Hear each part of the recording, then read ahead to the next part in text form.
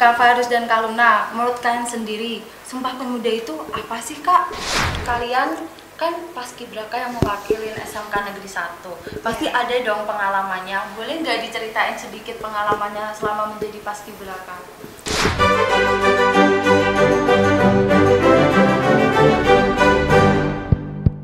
Assalamualaikum warahmatullahi wabarakatuh. Waalaikumsalam warahmatullahi wabarakatuh. Halo sobat, kembali lagi di podcast Ngobras, ngobrol santai bareng kawan. Kali ini dengan saya Queen Nigel Azalea Ravenska sebagai host di sini. Di podcast kali ini kita akan ngobrolin sesuatu yang penting banget nih di Indonesia, terutama buat para generasi muda sekarang. Kira-kira podcastnya apa ya? Ada yang tahu nggak? Tidak. Oke, di podcast kali ini kita akan ngobrolin tentang Sumpah Pemuda di era sekarang. Di mata anak pemuda, Sumpah Pemuda itu apa sih? Dan bagaimana cara mereka memperingati Hari Sumpah Pemuda itu sendiri. Tapi di podcast kali ini tentunya saya nggak sendiri dong. Saya bersama dengan dua narasumber yang keren banget. Langsung aja yuk kenalan sama mereka. Hai. Halo. Perkenalkan, nama saya Khalih Aluna Rara Rasiki dari kelas 11 DKV 2. Saya Fairuz Gibran Hafiz dari kelas 11 DKV 2. Halo Kak Fairuz, halo Kak Luna. Halo. Hai. Bagaimana kabarnya nih? Alhamdulillah sangat baik. amat baik. Terima kasih banyak ya telah datang dan podcast bersama saya di sini. Ya, terima kasih juga telah mengundang kita pada podcast kali ini. Wah, dilihat-lihat seragamnya kok beda banget ya dari anak SMK Negeri 1 pada umumnya. Kan lagi pakai seragam apa sih ini? Nah, di sini kita sedang memakai seragam PDU atau yang singkatannya itu adalah pakaian dinas upacara. Karena di sini kita merupakan paskibraka Grobogan yang mewakili kontingen SMK Negeri 1 Purwodadi. Keren banget dong ya. Kak Fairuz dan Kak Luna, menurut kalian sendiri, Sumpah Pemuda itu apa sih, Kak? Nah, untuk sejarah Sumpah Pemuda sendiri, Sumpah Pemuda adalah ikrar atau janji pemuda yang dicetuskan pada Kongres Pemuda kedua yang terjadi pada tanggal 27 sampai 28 Oktober. Kalau boleh tahu, Sumpah Pemuda itu terjadi di mana ya? Jadi, Sumpah Pemuda terjadi itu di Batavia yang sekarang berubah nama menjadi Jakarta. Jadi Sumpah Pemudanya terjadi di Batavia yang sekarang udah berubah nama jadi Jakarta. Kalau suatu peristiwa kan pasti ada alasan tuh buat mendorong terjadinya hal itu. Nah, Sumpah Pemuda tersebut tuh ada nggak alasan yang buat mendorongnya terjadinya peristiwa itu? Nah, pada saat itu, para pemuda ingin mengumpulkan pemuda dari berbagai daerah untuk meningkatkan nilai persatuan yang ada pada diri mereka tanpa membedakan suku, ras, dan agama yang ada. Dari pandangan Kak Fairuz dan Kak Luna, bagaimana sih cara kalian memperingati Hari Sumpah Pemuda di era yang sekarang tuh teknologi semakin berkembang, sedangkan Sumpah Pemuda itu dikenal dengan yang namanya persatuan? Oke, jadi menurut saya sih Sumpah Pemuda itu masih relevan banget ya. Walaupun zaman udah banyak berubah, tapi semangat persatuan itu nggak bisa diabain gitu aja. Mungkin cara kita menyikapi perbedaan di era digital ini. Jadi kita harus pintar-pintar nih buat manfaatin media sosial ataupun platform digital untuk memanfaatkan hal-hal yang positif. Tadi Kak Luna bilang memanfaatkan media sosial dengan hal-hal positif. Nah, contohnya tuh apa sih Kak? Kita bisa memanfaatkan media sosial dengan dampak-dampak positif yang masih satu jalur untuk nilai persatuan kita. Nah, untuk di era digital sendiri, mungkin kita bisa membuat video inspiratif agar motivasi pemuda-pemudi yang ada di Indonesia untuk meningkatkan jiwa persatuan yang ada pada diri mereka. Oh, jadi lewat sebuah video. Iya, betul banget. Tadi kalian kan paskibraka yang mewakilin SMK Negeri 1. Pasti ada dong pengalamannya. Boleh nggak diceritain sedikit pengalamannya selama menjadi paskibraka? Nah, mungkin sebelum kita lolos menjadi paskibraka Kabupaten Grobogan tahun 2024, kita melewati beberapa fase seleksi. Yang pertama, kita melewati fase seleksi di tingkat sekolah. Itu kita diseleksi di SMK Negeri 1 Purwodadi sendiri. Setelah kita lolos dari seleksi sekolah, kita diberangkatkan ke Kabupaten Grobogan untuk mengikuti seleksi selanjutnya. Dan di sana kita mengikuti seleksi ada berbagai macam. Yang awal itu ada seleksi administrasi, setelah administrasi itu nanti ada seleksi kesehatan dan parade atau postur tubuh. Setelah itu tentunya ada seleksi PBB juga. Setelah seleksi PBB yang terakhir itu ada tes kesemamtaan atau tes fisiknya juga. Panjang banget ya perjalanannya untuk menjadi paskibraka. Pasti begitu panjangnya perjalanan ada dong tantangan tersendiri yang kalian hadapin. Kira-kira apa tantangan yang kalian hadapin ketika ingin menjadi paskibraka kemarin? Tentu saja ada tantangan, apalagi di saat seleksi ya.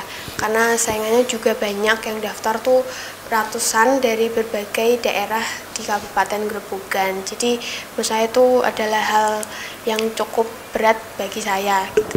Nah, di situ juga tinggi-tinggi banget dari beberapa kontingen yang ada.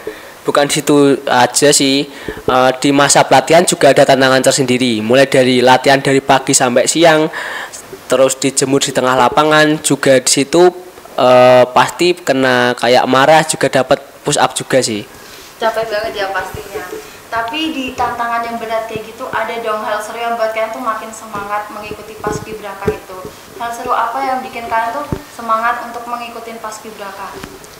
Kalau untuk saya sendiri, semua momen yang ada di paskibraka tuh seru ya, karena walaupun capek, tapi kalau sama mereka pasti seru jadinya gitu. Ya, di situ kan juga dipertemukan dari berbagai kontingen yang ada di Kabupaten Grobogan. Nah, di suatu saat saya izin cerita ya. Suatu saat ada suatu kejadian waktu makan siang itu kita semua dapat lauk ikan lele. Nah, di situ kan kita dapat instruksi dari pelatih untuk waktu makan 5 menit dan harus habis tanpa sisa. Di situ kan tahu sendiri ikan lele kepalanya kan keras ya. Nah, waktu sudah selesai pelatih bilang coba wadah makan kalian diangkat semua, masih ada yang tersisa atau enggak. Nah, di situ ada beberapa teman-teman yang kepala ikan lelenya tidak dimakan, termasuk saya. Nah, jadi yang tidak makan kepala ikan lelenya pada saat itu disuruh berdiri dan menggigit ikan lelenya tersebut. Nah, karena saya tidak bisa menahan ketawa saya, di situ saya ketawa kayak hampir kayak bengek gitulah. Nah, terus di situ saya disuruh maju oleh pelatih dan mencetuskan kata-kata yang diinstruksikan dari pelatih. Seingat saya, kata-katanya itu saya berjanji tidak akan menyia-nyiakan makanan lagi, dan jikalau saya menyia-nyiakan makanan lagi, saya bersedia menerima konsekuensi dari pelatih seberat apapun itu. Nah, itu sih mungkin kejadian lucu. Lucu banget ya. Nah, itu kan paskibraka itu kan udah Agustus kemarin kan. Ada nggak sih yang momen sampai sekarang tuh kalian rinduin atau kan pengen ngulangin lagi gitu? Yang terngiang-ngiang banget di kepala kayak aku pengen ada lagi deh di posisi ini. Kira-kira apa tuh momennya? Kalau untuk saya pribadi sih waktu karantina ya, karena itu adalah hari terakhir di mana kita bisa kumpul bareng-bareng, bersama-sama, ketawa-ketawa bareng, dan di situ juga jiwa kebersamaan kita tuh diuji banget di situ. Gitu. Ya betul banget. Waktu karantina itu juga benar-benar meningkatkan jiwa persatuan kita, mulai dari bangun pagi kita harus bareng-bareng semua. Jika belum dapat makanan satu, enggak makan semua. Ya benar di situ benar-benar diuji lah nilai persatuannya. Enggak di situ aja. Yang paling saya rindukan itu waktu kita setelah selesai pengibaran dan penurunan, itu ada acara resepsi.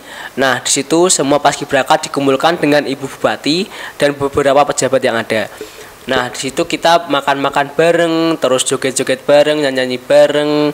Waktu saat itu juga ada teman saya yang ulang tahun berpas-pasan dengan Hari Kemerdekaan Indonesia itu sendiri. Nah, di situ teman saya waktu itu hampir dapat 1 juta disawar oleh Ibu Bupati itu sendiri. Nah, mungkin itu sih momen paling merindukan bagi saya. Seru banget ya, kayaknya pasti pengen banget deh rasanya ngulangin hal itu lagi, tapi sayang itu sudah tidak bisa diulang ya. Nah, dari tadi kan kita udah banyak nih ngobrolin tentang Sumpah Pemuda, kita juga udah tahu kan latar belakangnya.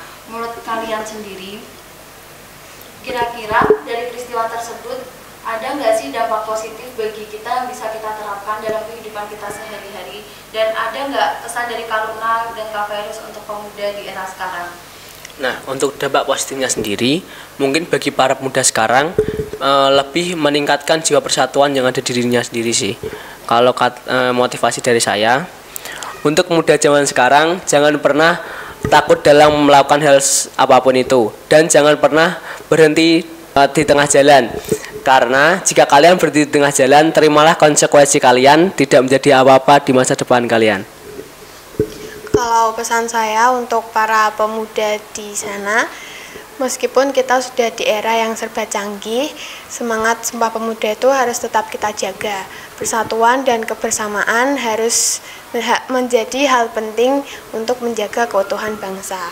Kita bisa berkontribusi dengan cara kita masing-masing, dengan hal-hal kecil yang positif. Dan selalu ingat, masa depan bangsa ada di tangan kita, di tangan para pemuda. Jadi, mari terus berjuang untuk menjaga keutuhan dan persatuan bangsa Indonesia. Nah, itu pesan dari Kak Luna dan Kak Fairuz. Pada intinya tetap harus menjaga persatuan ya teman-teman. Oke deh Sobat Ngobras, itu dia obrolan kita mengenai Sumpah Pemuda. Dari obrolan ini kita jadi belajar nih tentang latar belakang dan hal-hal positif yang bisa kita terapkan dalam kehidupan sehari-hari. Terima kasih ya untuk Kak Luna dan Kak Fairuz telah meluangkan waktunya untuk ikut podcast bersama saya. Terima kasih juga telah mengundang kami. Semoga kita selalu bisa menjaga semangat persatuan Sumpah Pemuda dan terus memperingatinya. Sampai ketemu lagi di episode podcast berikutnya. Tetap semangat, tetap bersatu, dan teruslah berkarya. DKV, kembangkan pola pikir juara. Wassalamualaikum warahmatullahi wabarakatuh.